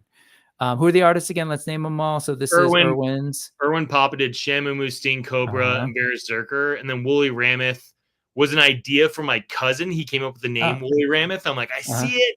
So Jake Barnett came up with the idea. Billy Fowler, amazing designer, worked on some initial designs. Irwin Papa worked on some designs. He was a hard one to get right proportion and shape-wise. Then Tom Kizavat from Autonomous Automaton, Murderous Automaton. He did the design. Irwin inked it. Then Tom colored it. Then Irwin tweaked the colors so that way they could feel consistent. I wanted it to look like it didn't stick out from the other ones. And Tom's and Irwin's art heavily overlap. So I feel legit. Absolutely, they really do. And Tom's work in particular reminded us. I've described it to somebody else as like if Art Adams was doing '90s cartoons. Dude, but Art Adams is amazing. That's a great compliment to Tom. Yeah, I love this work. And then this, I'm all about it. I was saying this on Kevin's stream yesterday. Art of Digital Download. I am a collector of art of books, but I can't collect them all. I don't have the space, so I'll do the library for other things. But the idea of digital download ones is fantastic. So it's only $10. Throw that in there, folks. You get a figure, get this stuff too, so you can see all the beautiful art by all the people involved. But I'm hoping also you were telling us a little bit about how you started with some of the earlier ideas and like the hairy, like, I don't know if that's going to make it in there, but if I could maybe push for some of that, because it's some brilliant ideas, even in narrative form. I want to eventually do like a bigger actual art of book. This is just like, hey, I know some people want, like, I wanted the stickers in this to act as like the, hey, you get them sooner kind of a thing. Like, okay. So it's like the ash can. This is the ash can. Yeah, but it'll be a digital version of it, and it'll be whatever makes sense for me with my, like, based on how many I sell in my time. But I want to make it meaning. It's not gonna be like, oh, 2 pages. It'll be cool. Right. Like, people get it. I put a lot of time into, even like the bottom is the credits page. I spent a lot of time like making sure it looked like a cool credits page. I want, like, hopefully people that look at this whole campaign go, oh yeah, Dave puts a lot of time with his team into making all this look the best they can. You know, and okay. Yeah. Add that, folks. And so you will go over some, again, more stuff in detail over on Geek Dad Life in about 23 minutes or so. But before we do that, folks came, they asked questions, and let's see if we can just fire through some of these and get through them. Let me start with, well, let's go through these. Would you ever consider doing vehicles? Right now, it doesn't make any, maybe mounts, like maybe there would be something they would ride, not vehicles. I have an idea for how to introduce technology into this, like way later. To me, that's like where it, like, after you get a lot of this, it's established or whatever. But right now, no vehicles, maybe mounts, but even that then kind of works against the no leg articulation thing. So my focus is all on the characters, some bigger characters, some smaller characters, like little buddies, maybe pets, maybe cool bulldog size stuff. That to me is what I would want. I'm not a vehicle collector, so that's like kind of what I focus on. But maybe someone make a bootleg vehicle, you know, like they can. I love it. We came full circle. Well done. Yeah. So just a sense of like, I just show that as a sort of little pets and other characters, because that's where your brain is. That's great. I love that. David, so Justin wants to know, what Animal Cross are you in, Monsters? Oh, what's my, like, if I were to be I two don't know. animals, like, what are my two spirit animals? Sure. Uh-huh. Well, I mean, it was kind of like the cow and the shark was like where, was where my first one. I love sharks, and my personal email address is mooingcow05@yahoo. So I've always loved cows. Not saying like that was my thing, but like, I love cows, I love bulls. So, and there's like, sharks can be cool and aggressive, like they can be chill. Like apparently, hammerhead sharks are super docile and chill, and then bull sharks are really aggressive. So it's like I can be chill. I can be, hey, you gotta check out my Monsters campaign. You know, it's like it feels like those are my two things. That's why Shamumu was made. You know, my first one. So yeah. So you're there, and the bull shark there is sort of there too. Gatey's Toys, Andrew does an excellent channel where he actually talks about figures that were never made in our sort of childhood lines, particularly the women who were were absent or invisible from the line. And you did mention them, but maybe let's circle back. How about some monstresses, some women monsters? So to me, like even what like Brutal Realms doing, where they have like the barbarian shit, like the Amazon warrior, like that to me is what I was thinking with this world. Even like Erwin did the zine when we first shared a booth at PowerCon 2019. Did a zine of these Motu characters, and the way he drew this Tila was like she's like Diesel. I'm like, that's what I would want for a female in this line.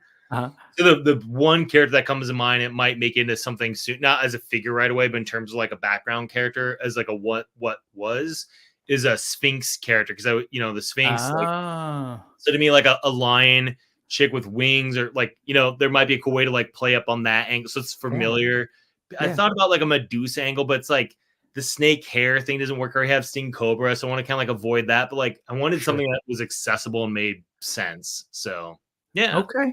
Love it. Awesome. And they're coming. It's a part of the agenda. We just got to get these initial figures. Make sense. I don't want to be like, oh, this is a female because I have to insert a female into the line. Right. I want it to be like, not like, oh, they're all white characters. All right, got to get like, it's like, I want it to feel like a natural thing. Yeah. Not like a checklist of stuff. So. Speaking of, where are my white animals? No, I'm just kidding. Moving on. Josh. So you were talking about, when was it? You were talking about commissioning, concept art for even say the cartoon. I think that's when this came up. Since you yourself are an amazing artist, how do you decide when to commission work versus doing it yourself? Like time savings, is it a good reason to work with friends? What's the thought process there? Yeah, it's like Erwin, I think, is way better than me at certain things. So I'm like, oh, do you have like a million things? I'm so busy. What do you think of this? Oh, I love it. Cool. I have some money. Is this like, and then pay him? Like, I love delegating. Delegating's cool. If I have the extra money, I love paying friends that might need some freelance work or whatever. Sometimes I get a hair up my butt. I'm like, oh, I'm going to draw this. Like I've done a couple of Monsters designs. I do, like, I'm so busy and I'm now conditioned to be like an art director. It's kind of like, I like seeing what people do and then I respond to it. So if I give them like a prompt, like, hey, try this. And then they give me some options. I'm like, oh, I like this. I'll bash them together, go into Photoshop, do some edits, then give it back to them. Same with sculpt. Someone starts the sculpt. They'll take it and tweak the proportions on it, push the details, send it back to them. So I like the very like organic process of collaboration. So okay. That makes sense. That absolutely makes sense. And that's clearly the case because you created that whole process. I'm still wrapping my head around that. Like, what a great idea. Okay. So I know you're on a world tour, a presidential tour. Someone pointed out to you. So I will let you go. But I want to thank you for coming through here, man. Thank you so much. I love the energy. I love what you're doing, even though, as I said before, it's not my sort of like where I'm at, but like these are toys that I think need to happen and I want to support it. And I love the art. So shout out to the whole crew involved. Great job. Like we'll come back and we'll sort of, I'll on my channel, not necessarily not gonna make you come back because you've got plenty of people to see, but we'll check in on it regularly the next couple of weeks. On that note, next Sunday, I'll be bringing my brother on actually. He and I are going to Legions Con, and so we're going to talk a little bit about that. We're going to talk about Pulse Con because he's a big Hasbro collector, and and a bunch of other stuff. The week after that, I'll have Emma Wickman, an amazing Mythic Legions customizer. And so that's where we're headed. That Awesome. said, yeah, today was Igostuff LLC. Dave Igo working for Tweeterhead, but like doing his own thing, creating worlds, true worlds, monsters. So Thanks, I wish you all the luck. Thank you so much for the commercial too. Like I know I didn't stress that much, but yeah, that was super choice. fun. Yeah, Yeah. that's what we need. Jason from AWOC does the same kind of thing for those, and I love those, and I wish they got more traction.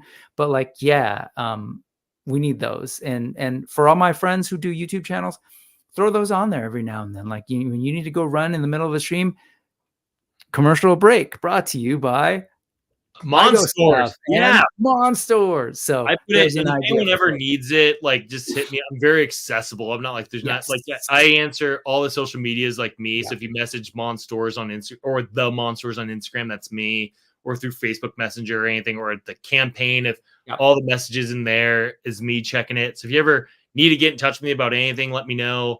If you have a channel and you want to put the commercial up on there, obviously it exists on YouTube. I can send you like the video itself that helps you kind of like put in anything. Because yeah, I appreciate you having me on here. I appreciate what you said a few weeks ago. It's just like, this isn't my thing, but these are awesome. And here's why I think people need to know about them. Like, I don't want people to feel obligated to buy these. I just want people to know they exist. If they're your jam, awesome. If you collect G.I. Joes, I get these don't fit with G.I. Joes or Transformers. Like, I totally get it. But if you think they're awesome, please share them with anyone you know. That's how this stuff happens, is word of mouth. Share.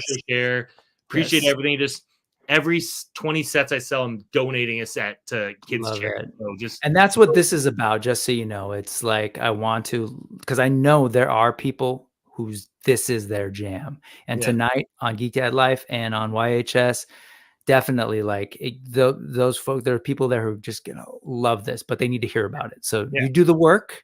And on that note, I'll end with this. Thank you, David. Thank you to everybody in the chat. Here we go.